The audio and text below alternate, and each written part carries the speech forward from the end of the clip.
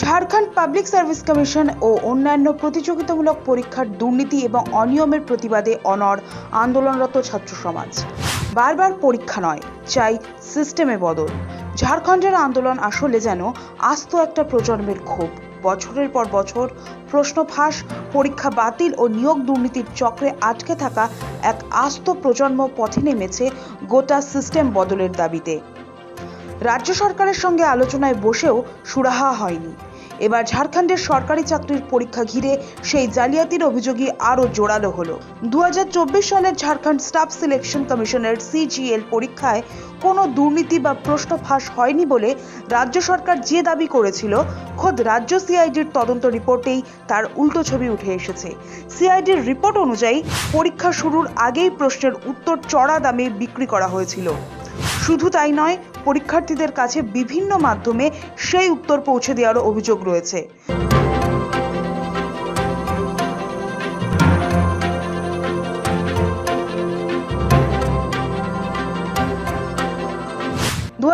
সালের 21 ও 22 September JSSC CGL পরীক্ষা হয়েছিল। এর আগে প্রশ্নপত্র ফাঁসের অভিযোগে একবার পরীক্ষা বাতিল হয়েছিল। দ্বিতীয়বার যাতে কোনো অনিয়ম না হয় তার জন্য পরীক্ষার সময় রাজ্যের বিভিন্ন এলাকায় ইন্টারনেট পরিষেবা বন্ধ রাখা হয়েছিল। কিন্তু CIDর তদন্ত বলছে ইন্টারনেট পরিষেবা বন্ধ রেখেও প্রশ্ন ফাঁস চক্রকে আটকানো যায়নি। তদন্তে উঠে এসেছে চক্রটি শুধু প্রশ্নপত্র হাতে পাওয়ার চেষ্টা করেনি, পরীক্ষার আগেই প্রশ্নের তৈরি উত্তরও সংগ্রহ করেছিল। হোয়াটসঅ্যাপ, ল্যান্ডলাইন ফোন এবং এমনকি মৌখিকভাবেও পরীক্ষার্থীদের উত্তর জানানো হয়েছিল বলে রিপোর্টে উল্লেখ করা হয়েছে। হাজারিবাগ, জামশেদপুর, পাটনা, পশ্চিমবঙ্গ এবং নেপাল পর্যন্ত এই উত্তর সরবরাহের নেটওয়ার্ক ছড়িয়েছিল বলে দাবি CIDর। সবচেয়ে চাঞ্চল্যকর তথ্য হলো, পরীক্ষার পরে মিলিয়ে দেখা যায় আগে থেকে দেওয়া সেই উত্তরগুলির সঙ্গে পরীক্ষার প্রশ্নের উত্তর হুবহু মিলে গিয়েছে। একটি ছবির টাইম স্ট্যাম্পও তদন্তে গুরুত্বপূর্ণ প্রমাণ হিসেবে উঠে এসেছে। সেখানে দেখা যায় 22 সেপ্টেম্বর সকাল 7:23 অর্থাৎ পরীক্ষা শুরুর ঠিক আগে উত্তরপত্রের ছবি তোলা হয়েছিল। CIDর রিপোর্ট অনুযায়ী 150টি প্রশ্নের মধ্যে অন্তত 120টির উত্তর আগেই ফাঁস হয়ে গিয়েছিল। CIDর রিপোর্ট সামনে আসার পর আরও বড় প্রশ্ন উঠেছে প্রশাসনের ভূমিকা নিয়ে। 2025 সালের মার্চে CID তাদের তদন্ত রিপোর্ট জমা দেয়, কিন্তু অভিযোগ সেই রিপোর্টের ভিত্তিতে ব্যবস্থা নেওয়ার পরিবর্তে রাজ্য সরকার পরে একটি নতুন বিশেষ তদন্তকারী দল গঠন করে। সেই সিট আগের তদন্তের বিপরীত অবস্থান নিয়ে গোটা ঘটনাটাকেই ভিত্তিহীন বলে দাবি করে এবং পরীক্ষাকে কার্যত ক্লিন চিট দেয়।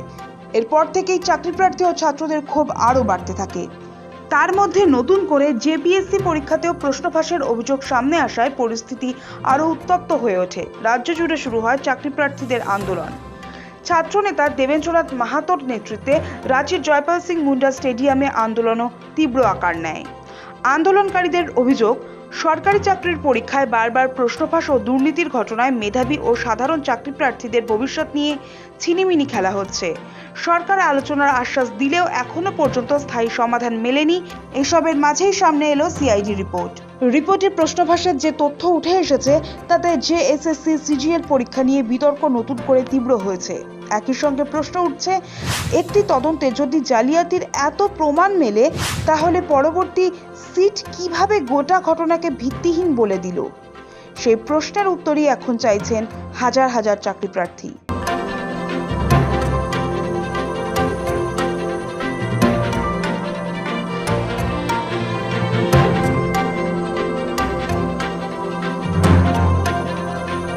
প্রতিটি আন্দোলনের পর সরকার বদলেছে, নেতা বদলেছে, কোচিং সেন্টারের ব্যবসা বেড়েছে, কিন্তু বদলায়নি চাকরিপ্রার্থীদের ভাগ্য। আন্দোলনে অংশ নেওয়া সকলের দাবি শুধু কোনো একটি পরীক্ষা বাতিল নয়, গোটা নিয়োগ ব্যবস্থার আমূল সংস্কার প্রয়োজন। এবার নিয়োগে স্বচ্ছতার দাবিতে শুরু হওয়া এই আন্দোলন এখন ঝাড়খণ্ডের অন্যতম বড় রাজনৈতিক ও সামাজিক ইস্যু হয়ে উঠেছে। সরকার আলোচনায় রাজি হলেও আন্দোলনকারীরা নিজেদের অবস্থানে অনড়। ফলে আলোচনার টেবিলে আদৌ সমাধানের পথ বেরোয় কিনা এখন সেদিকেই নজর। ব্যুরো রিপোর্ট, সময়, কলকাতা।